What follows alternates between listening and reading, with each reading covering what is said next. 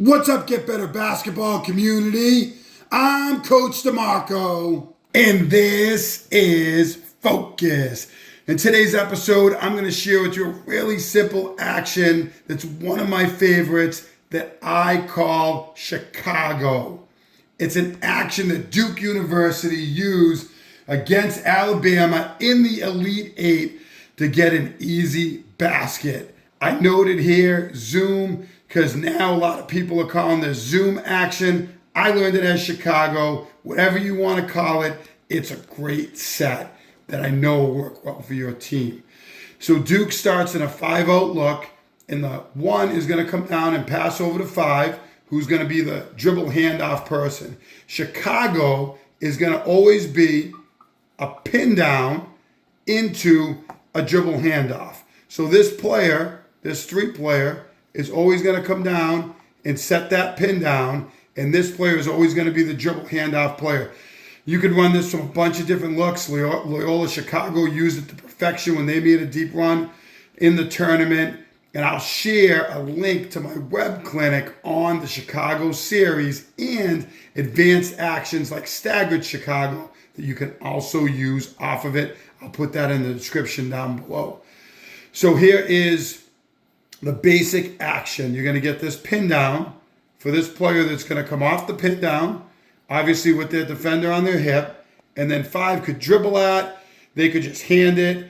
It depends on where they catch and what you're trying to do, but the basic concept now is we're going to get a dribble handoff. One thing I want to mention before I get into that, it's not going to work as well. You have to have intentional movement. Well, what do I mean by that? Well, this one player is going to clear all the way through the paint as that action's happening. And why is that important? Well, here's why.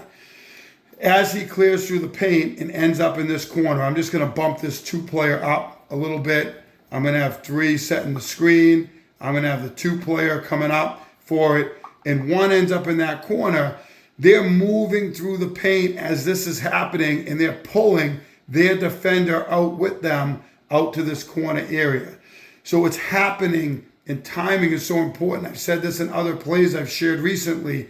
Timing makes a really big difference. So you get this dribble, you get this pin down, hopefully coming shoulder to shoulder off the screen, and we're going to get this dribble handoff.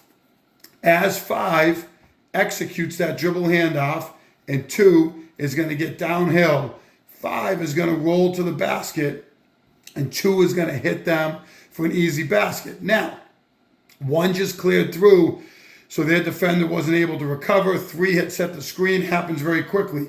This defender would have to come a long way to recover. If they get too far into the paint, then it's going to be a kick out. Excellent shooter for Duke. Make this your best shooter in this spot because it gives them an opportunity to get that kick out.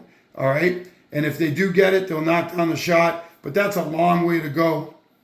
And a lot of teams, on top of that, as this player is dribbling, they tell them to hug this corner player. Might get a stunt if he's in the lane area. You might get a stunt and recover, but very tough to get all the way across to get in for help. So the intentional movement, the spacing is good. These are all things that make Duke one of the top offensive teams, and it's actions like this that add to it. Let's check it out. So here is Duke with their 5-out look. We're going to get the pass across. Here comes the pin down. Here comes 1 coming through the paint. And watch the timing here. I just want to show you.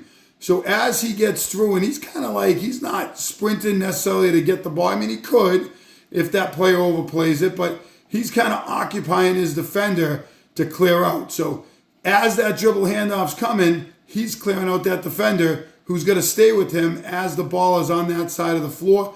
He could be coming to get a pass. So that defender is going with them. Here's the corner defender. So right now, boom, he just finished his cut and that defender went out. So he's got a long way to recover.